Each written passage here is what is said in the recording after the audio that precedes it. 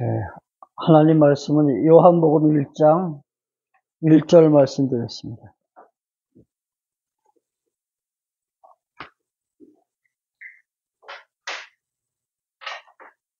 요한복음 1장 1절 말씀.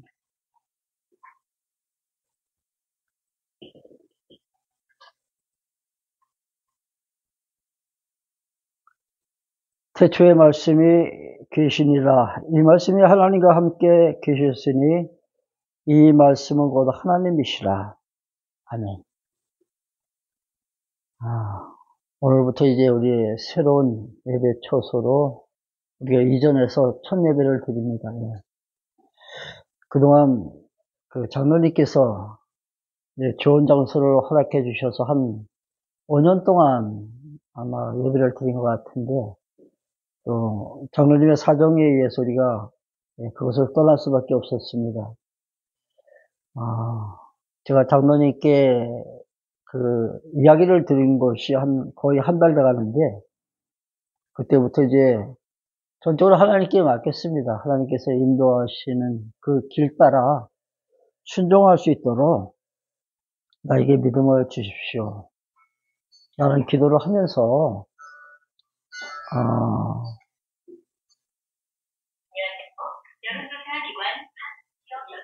전혀,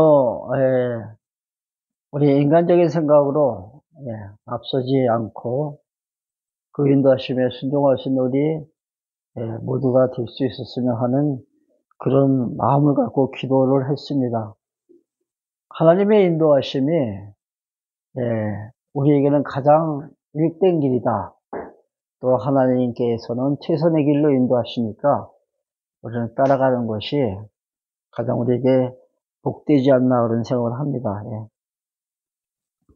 어떤 이 좋은 장소도 하나님께서 또 허락하여 주셔가지고 이렇게 많지 않은 우리 가족들이 모여서 예배 드리고 있지만은, 하나님 앞으로 또 어떻게 인도해 가실지 우리 아무도 모릅니다.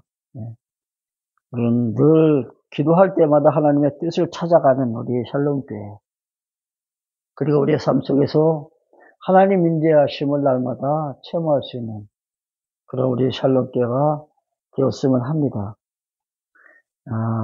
지난 시간에는 그동안에 우리가 이제 복음서를 쭉 이제 마태복음부터 살펴봤는데, 마태, 마가, 누가 다 마치고 이제 요한복음 서론을 이제 지난 1시간 동안 공부한 것 같습니다. 사복음서는 이제 하나님께서 당신을 하나님의 아들 그리스도 되심을 증거하실 때, 마태복음에서는 예언을 근거로 하나님께서 그 약속을 이루어 가시면서, 바로 요셉의 아들로 태어나신 그 예수가 진정 하나님의 아들이시구나 라는 것을 우리가 살펴봤습니다. 그가 이제 그리스도라는 얘기죠. 그리고 마가복음은 이제 오신 그 그리스도가 하나님의 아들이시다. 그래서 그분은 원래는 하나님의 아들인데 신분의 변화를 통해서 낮아지고 높아지심으로 구약에 예언된 대로 오신 하나님의 아들 메시아다. 또 누가복음에서는 그가 오셔서 하신 그 구속 사역을 통해서 하나님 나라를 세워 가실 때 그 모습을 우리가 볼 때마다 역시 맞아, 그런 하나님의 아들이셔. 그래서 그가 곧 그리스도다 라는 것을 우리가 너무나도 명명백백하게 우리가 깨달아 가고 있습니다. 이제 이 요한복음은 예언대로 오신 그 하나님의 아들, 그 그리스도께서 하나님의 나라를 세워 가실 때 구속 사역을 통해서 나라를 세우신 그분은 인간 예수가 아니다. 그분은 곧 하나님, 즉 신이시다. 그래서 요한복음은 이제 그분의 본성을 통해서 예수가 하나님의 아들 되심을 갖다 증거하신다 했습니다. 많은 사람들이 예수가 인간이냐 아니면 예수가 신이냐, 이런 질문에 대한 대답을 사실 명쾌하게 내놓지 못하고 있습니다. 현대신학도 마찬가지입니다. 그래서 어떻게 보면 좀 엉거주춤한 그런 상태인데 하나님은 영원한 신이며 영원한 인간이다. 사실 이해할 수 없는, 어떻게 보면 서로 충돌하고 모순적인 그러한 대답을 하고 있습니다. 근데 하나님이 영원한 인간은 될 수 없다는 얘기죠. 오늘 이제 본문에도 나오지만은 그분은 바로 육신을 입고 오셨다. 네. 원래는 그는 하나님이신데 그가 육체를 입고 이 땅에 오신 분이 바로 우리가 알고 있는 예수 그리스도십니다. 그래서 이제 그분의 신성을 통해서 우리는 예수 그리스도가 바로 하나님이시구나 우리가 깨달을 수가 있습니다. 왜 우리는 예수만 믿어야 되는가? 왜 예수만이 구원자라고 말할 수 있느냐? 그건 성경 속에서 특히 구약 성경을 통해서 예언하신 대로 오신 바로 그 구주가 요셉의 아들을 통해서 오신 메시아, 즉 예수라는 얘기입니다. 그래서 세상 천하에 구원을 주실 만한 다른 이름을 우리에게 주신 일이 없다. 그런 말씀이 있죠. 오직 구원의 길은 예수님 한 분뿐이십니다. 그 신성을 갖고 계신 그 그리스도께서 어디에서 오셨냐면 아버지의 품을 떠나오셨습니다. 그래서 요한복음의 그 내용을 이제 우리가 분해하면은 전반부, 즉 1장부터 11장까지죠. 전반부에서는 아버지께로부터 오신 예수. 그리고 이제 12장부터 마지막까지는 다시 오신 그 장소, 즉 아버지께로 가시는 예수. 그러한 내용으로 이렇게 구성이 되어 있습니다. 왜 그가 아버지께로 오셨는가? 그가 하나님의 아들이시기 때문에. 그래서 그분은 곧 하나님이시다. 그래서 이제 아버지께로 오신 예수 그리스도에 대해서 우리가 전반부를 통해서 이제 하나하나 살펴보고자 합니다.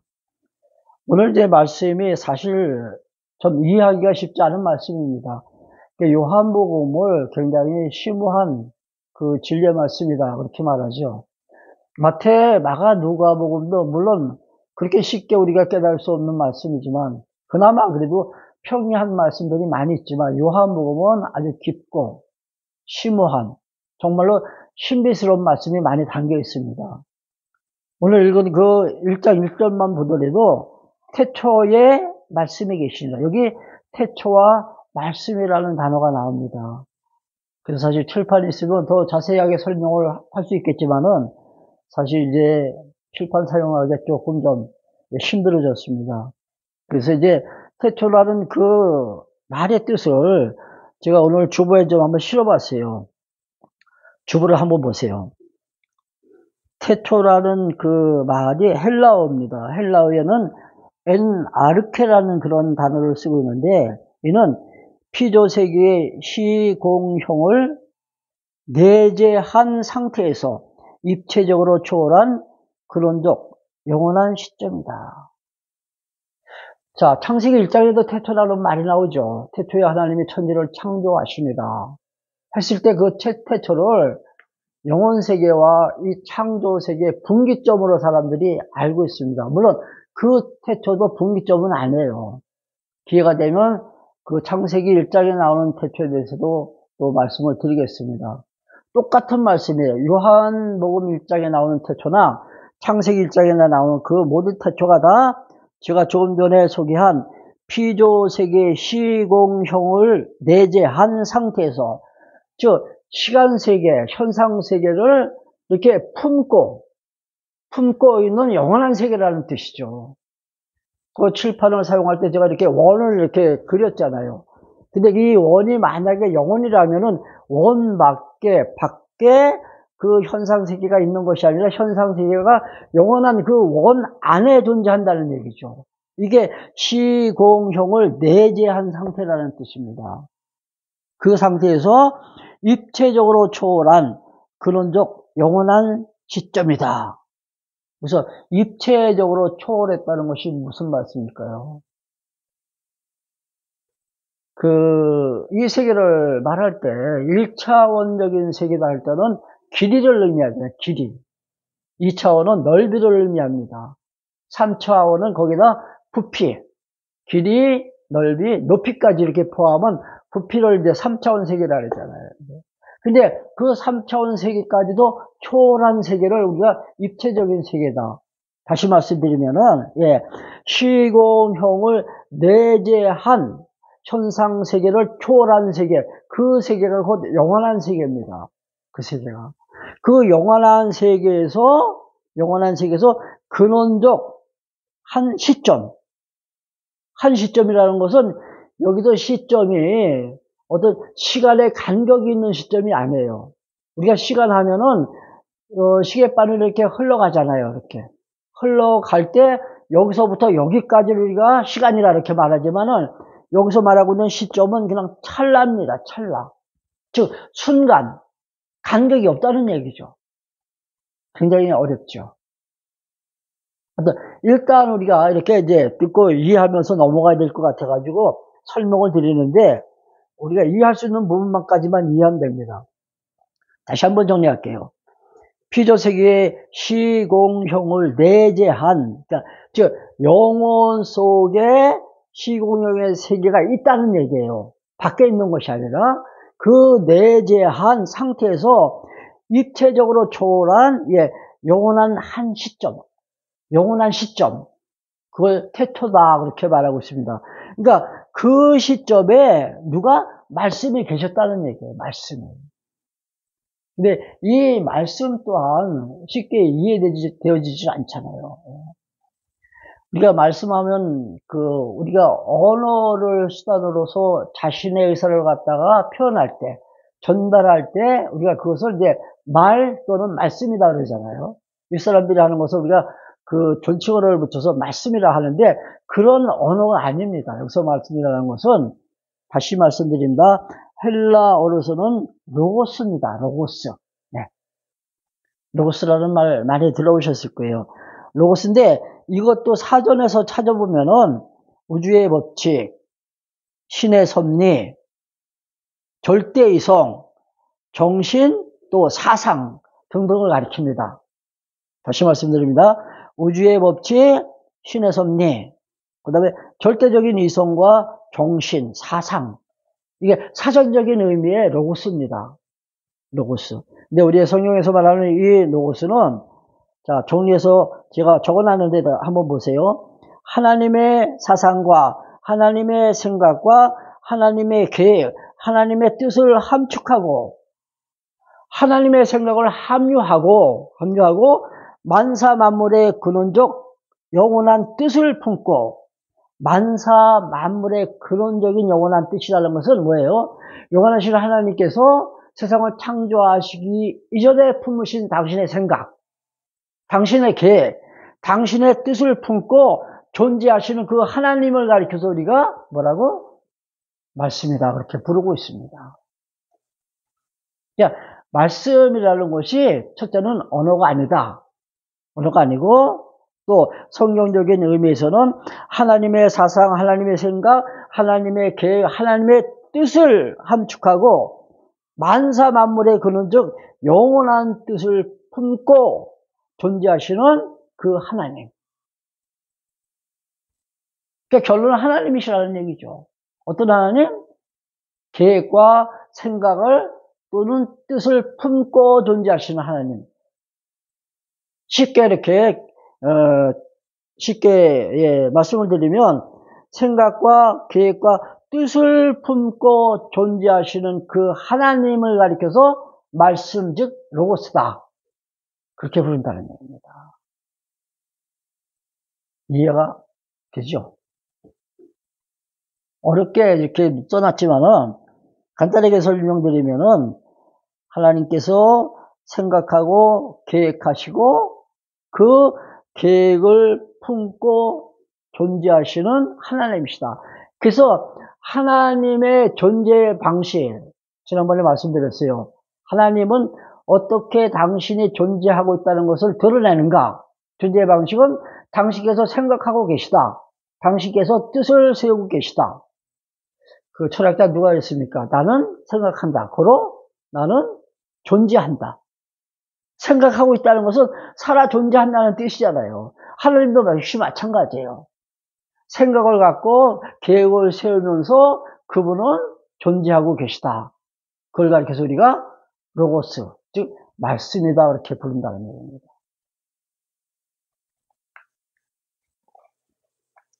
참 한 10여 분 동안 이렇게 설명을 한 것 같은데 그 정리가 아마 조금은 될 것 같아요. 자, 1장 1절 한번 보겠습니다. 태초에 말씀이 계시니라. 이 말씀이 하나님과 함께 계셨으니. 자, 이 말씀이 하나님과 함께 계셨다는 것은 두 개의 개체가 한 영역 안에 있다라고 우리가 생각할 수 있잖아요. 근데 여기서 함께 계셨다는 것은 두 독립된 개체가 한 카테고리 안에 이렇게 서로 같이 있다는 것 뜻이 아니에요. 여기서 함께라는 것은 동격을 의미합니다. 동격. 하나라는 얘기예요. 그래서 그 다음에 바로 나오잖아요. 이 말씀은 곧 하나님이시다. 말씀이 하나님이고 하나님이 말씀이시라는 얘기죠. 그래서 성경에서 표현을 말씀, 때로는 하나님, 어떤 때는 성령님 이렇게 구분해서 쓰는 거예요. 구약 성경에 나오는 그 하나님을 가리켜서 우리는 어떤 하나님? 성부 하나님. 또 신약 성경에 나오는 그 하나님은 성자 하나님, 곧 말씀으로 오신 하나님이라는 얘기입니다. 성자 하나님은 말씀으로 오신 하나님. 그리고 그 하나님께서, 말씀으로 오신 그 하나님께서 이제 아버지 품으로 다시 돌아가시면, 다시 가시면 그때 성령 하나님을 보내주셨잖아요. 그렇죠? 그래서 우리는 이 삼위일체의 하나님이다 그러는데 그 하나님이 세 분의 하나님이 따로따로 계신 게 아니에요. 구약시대에 계시는 하나님, 그 다음에 신약시대에 계시는 하나님, 그리고 성령시대에 계시는 그 하나님이 세 분의 하나님이 아니라는 얘기죠. 근데 삼위일체라는 그 용어를 쓰고 있는데 이것도 역시 조금은 문제가 있습니다. 세 분이 아니라 영존하시는 분. 자, 하나님에 대해서 간단하게 제가 말씀을 드리면 그냥 영존하시는 분 이렇게 우리가 말을 해야 돼요. 영원히 존재하시는 분. 시작도 없고 끝도 없이. 예. 그분은 피조물이 아니시잖아요. 그렇죠? 그냥 근본부터 영원부터 영원까지 계신 분이라는 얘기죠. 그 영존하시는 하나님을 우리 인간들에게 보여주실 때 구약 시대에는 성부 하나님의 모습으로 보여주셨고, 우리 잘 들어야 됩니다. 영존하시는 하나님께서 당신의 모습을 우리에게 보여주실 때, 구약 시대는 성부 하나님의 모습으로, 그리고 신약 시대는 성자 하나님의 모습으로, 지금은 성령 하나님의 모습으로 보여주시는 거예요. 그러니까 계시되어지는 그 모습이 다를 뿐이지 그분이 세 분이 아니시라는 얘기죠. 그래서 오늘 말씀에도 1장 1절 마지막 부분에 이 말씀이 곧 하나님이시다. 말씀과 하나님은 동격이라는 얘기죠. 그래서 요한복음 기자는 그가 하나님의 아들 그리스도의 줌을 증거할 때 그분의 본성을 통해서 그는 신이다. 신이다. 그렇기 때문에 그가 오신 그 본향이 어디예요? 오신 곳이 하나님 아버지의 품이라는 거죠. 하나님의 아들이시니까. 다시 그가 가실 것도 역시 마찬가지예요. 그 전반부는 아버지께로부터 오신 하나님, 후반부에서는 다시 아버지께로 가시는 하나님. 그렇죠? 그분이 곧 하나님이시기 때문이었습니다. 2절, 그가 태초에 하나님과 함께 계셨고, 아까 태초 말씀드렸잖아요. 그렇죠? 예. 근원적인 어떤 그 영원한 한 시점이다. 예. 그때 하나님과 함께 계셨다는 얘기죠. 예. 어느 순간, 어느 시점에서 갑자기 출현하신 분이 아니라 원래 근본적으로, 근원적으로 하나님과 함께 계셨다. 하나님과 동격이시다. 예. 만물이 그로 말미암아 지은 바 되었으니 지은 것이 하나도 그가 없이 된 것이 없느니라. 여기서 만물이 그로 말미암아 지은 바 되었다. 무슨 말입니까? 그가 세상을 만드신 창조주다. 말씀 대신 그 하나님이 창조주라는 얘기예요. 창조주. 말씀의 능력이 세상을 만드시는 전능자다. 이 창조주라는 것은 하나님의 그 속성 가운데 전능성을 갖다 의미합니다. 그는 영원하시고, 그는 자비하시고, 그는 전능하신 분이라 하잖아요. 그렇죠? 근데 그 말씀 대신 그 하나님이 바로 세상을 만드신 창조주, 즉 전능자다. 그러나 지은 것이 하나도 그가 없이 된 것이 없느니라. 그가 없이 만들어진 것이 없다는 것은 다 하나님의 뜻대로 만드셨다는 얘기예요. 뜻대로. 아까 그 말씀이 하나님의 생각과 하나님의 계획과 하나님의 뜻을 품은 영원 자존하신, 존재하시는 하나님이라 했잖아요. 그렇죠? 그러니까 말씀으로 세상을 만드셨다는 것은 하나님의 뜻대로 세상이 지어졌다는 얘기입니다. 하나님의 뜻.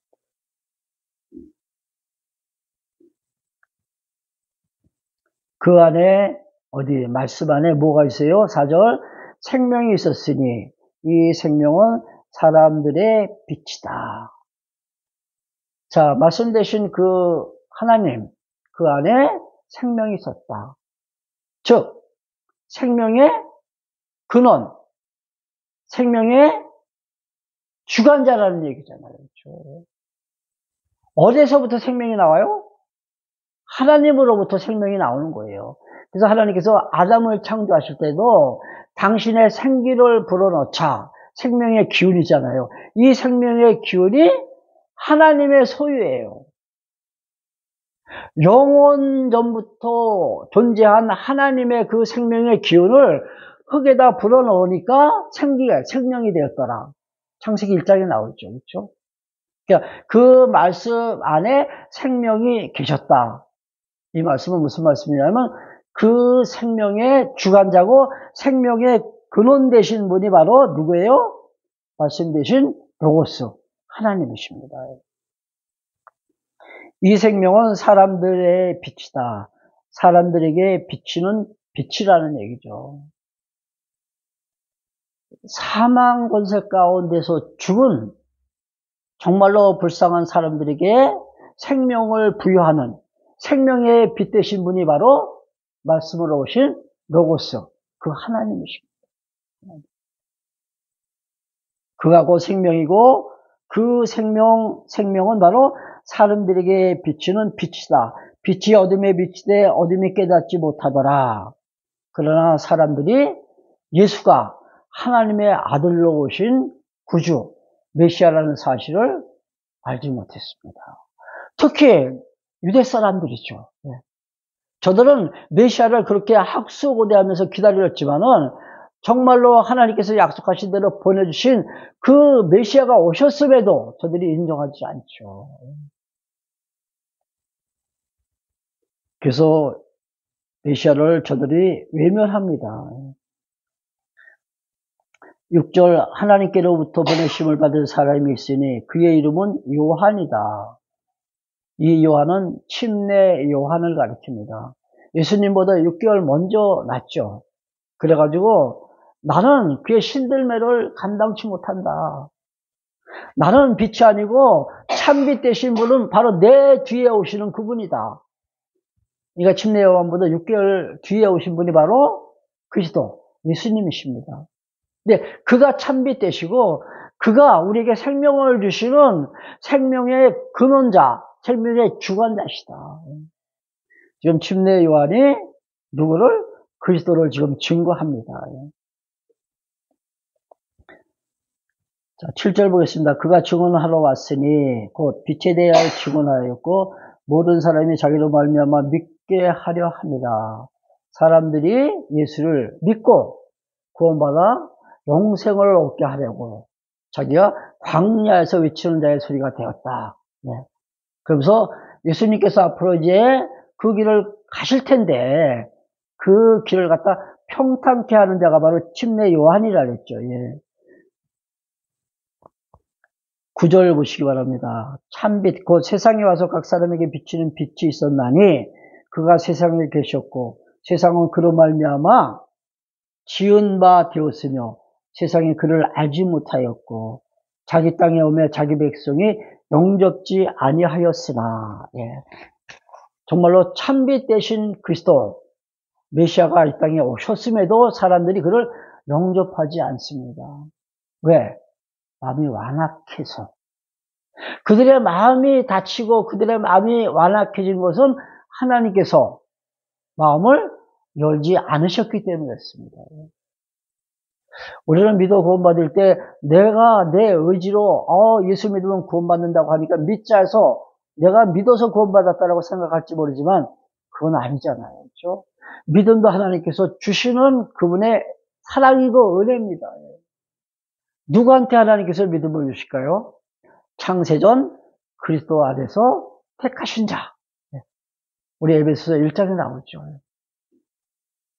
분명히 택자와 불택자는 구분되어져 있습니다. 하나님께서 이 땅에 예수님을 보내실 때 누구를 위해서 보내셨습니까?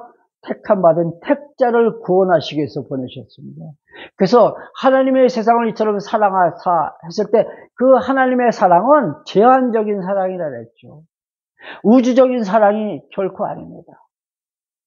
범우주적인 모든 인간들을 다 사랑하시는 하나님이 아니라 하나님은 편애의 하나님이에요. 누구만 사랑하세요? 택함 받은 자. 그가 바로 우리라는 얘기죠. 자기 땅에 오매 11절 자기 백성이 영접지 아니하였으나 영접하는 자 곧 그 이름을 믿는 자들에게는 하나님의 자녀가 되는 권세를 주셨으니. 사실 이 성경 말씀 처음 신앙생활하면서 많이 암송을 많이 했었는데 그동안에 잘 부르지 않았던 것 같습니다. 오늘 이 말씀 보니까 또 새삼스럽게 다시 한번 다가오는데 영접하는 자, 그 이름을 믿는 자들에게 하나님의 자녀가 되는 권세를 주셨다. 우리는 특권을 누리고 살아가고 있습니다. 하나님의 자녀라는 특권. 주기도문에 나오나요? 하늘에 계신 우리 아버지. 할 때 아버지라고 부를 수 있는 사람은 특권을 누린 자예요. 누가 아버지? 내 아버지. 내 아버지. 아무나 하나님을 가리켜서 아버지라고 부르지 않잖아요. 사람들이 하나님의 이름은 많이 입에 떠올리는데 그 하나님을 가리켜서 내 아버지다. 내 하나님이다. 그렇게 부를 수 있는 사람은 많지 않습니다. 우리 성도들과 같이 하나님을 가리켜서 내 아버지요 라고 부를 수 있다면 그게 우리에게 주어진 정말로 특권이다. 그런 권세를 우리는 누리고 살아가고 있는 거잖아요. 그렇죠? 그런 권세. 얼마나 감사합니까? 이거 하나만 우리가 확실하게 믿어줘도 다른 욕심 다 버릴 수가 있습니다. 이보다 더 값지고 더 가치 있는 게 뭐가 있을까요? 풍요로운 삶, 잘 먹고 잘 사는, 그리고 건강하게 살아가는, 그거 다 좋죠. 근데 그거는 비교할 바 못되죠. 그러나 하나님께서 우리를 가리켜서 너는 내 아들이다.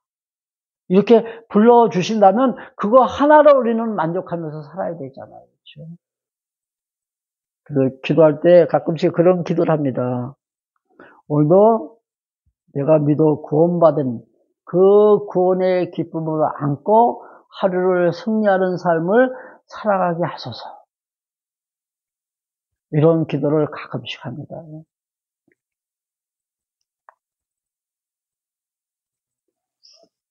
이는 우리가 예수를 믿어 하나님의 자녀가 되었는데 이는 어떻게 우리가 하나님의 자녀가 되었느냐?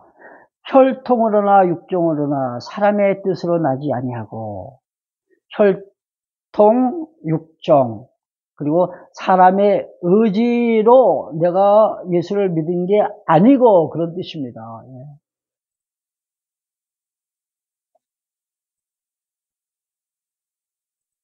어떻게 예수를 우리가 믿게 됐을까? 그걸 생각하면은, 아, 이건 기적이다. 가끔씩 제가 고백하잖아요. 그렇죠? 내가 예수를 믿은 것은 정말로 기적이다.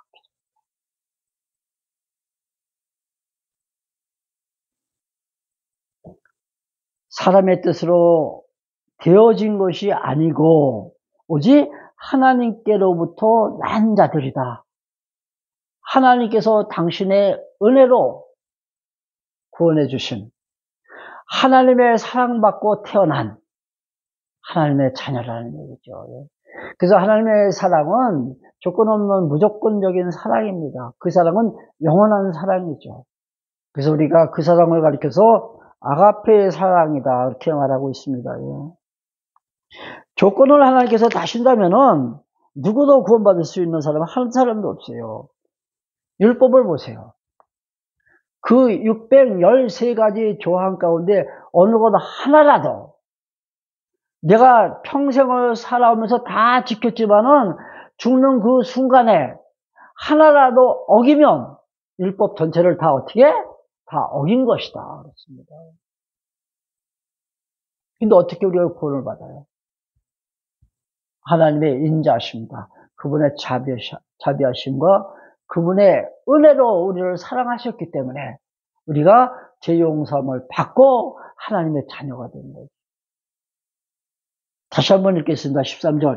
이는 혈통으로나 육정으로나 사람의 뜻으로 나지 아니하고 오직 하나님께로부터 난 자들이다.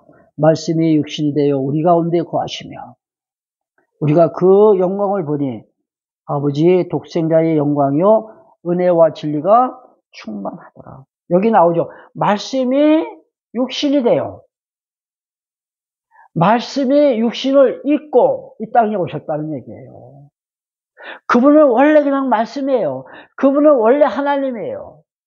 그래서 우리가 그분의 본성이 신성이다. 요한이 그분의 본성을 통해서 예수 그리스도는 하나님의 아들 그리스도십니다. 이렇게 증거하고 있다는 얘기죠. 육신을 입고 오신 거예요. 그러니까 그 육의 몸을 벗어버리면 예수님께서 십자가 지고 죽으셨다가 3일 만에 부활하시고 그 부활하실 때 그분은 육의 몸을 다 벗어버리시잖아요. 그리고 성천에서 지금 하나님 보좌 우편에 계십니다.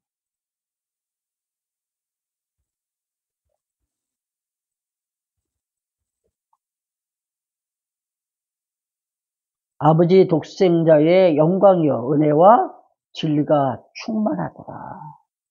여기서 은혜는 그분의 속성 가운데 자비성을 가리킵니다. 그리고 진리는 신실성이에요. 진실하다. 그래서 진리라고 표현되어 있는데 진실하다. 그러니까 하나님의 속성 가운데 두 가지를 지금 표현하고 있습니다. 그분은 어떻게 자비하시고 그분은 신실하신 분이다. 신실한. 하나님께서 약속하신 대로 메시아를 보내주신 것을 우리가 그분의 신실하신 그분의 속성의 하나다 이렇게 우리가 말하고 있잖아요. 그렇죠?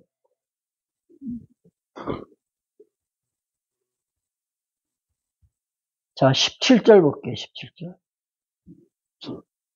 율법은 모세로 말미암아 주어진 것이요 은혜와 진리는 예수 그리스도로 말미암아 온 것이다.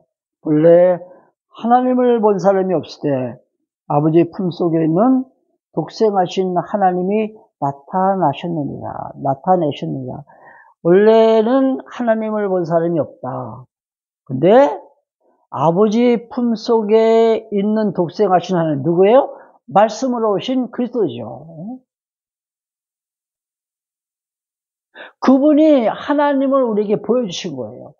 그래서 요한복음 이제 우리가 쭉 공부하다 보면 나오겠지만은 나를 본 자는 누구를 봤다? 아버지를 보았다 그러죠. 예수 그리스도는 하나님을 계시하시는 계시의 절정입니다. 복음서에 또는 사도행전에 나오는 수많은 표적들 있잖아요. 그 표적이 그리스도를 증거하는 계시의 방법이라는 건데, 계시의 절정은 그리스도의 십자가와 부활이에요. 당신을 통해서 하나님을 보여주시는 거예요. 그분이 십자가 지고 죽으셨다가 다시 살아나셨으므로 하나님의 영광이 드러나는 거예요. 이 말씀 18절 말씀 참 중요한 말씀입니다. 다시 한번 읽겠습니다. 본래 하나님을 본 사람이 없을 때 아버지 품속에 있는 독생하신 하나님이 보여주셨느니라. 아버지 품속에 있는 독생하신 하나님이 바로 말씀으로 오신 그리스도인데, 그가 하나님을 계시하셨다. 기도합니다.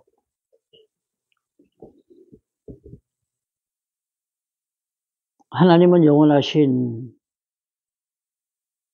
자존하신 분임을 오늘 말씀 속에서도 다시 한번 우리가 살펴보았습니다. 하나님의 능력과 당신의 신실하심, 당신의 또한 자비하심 등을 통하여서 우리가 죄 가운데서 구원받고 이제 하나님의 자녀로 살아갈 수 있는 특권을 누렸사오니 감사합니다. 이 권세를 세상 만방을 향해서 우리가 드러내게 하시고 우리의 모습을 바라보는 저들로 하여금 예수를 믿고 싶은 마음이 생겨날 수 있도록 우리의 행실을 지켜주시옵소서. 그리스도의 향기 되어 가는 곳마다 십자가의 복음을 전하는 우리 샬롬교회가 되어지게 하옵소서. 오늘부터 새로운 처소에서 또 예배를 시작했습니다. 이곳이 하나님의 영광을 드러내는 아름다운 장소가 되어지게 하옵소서.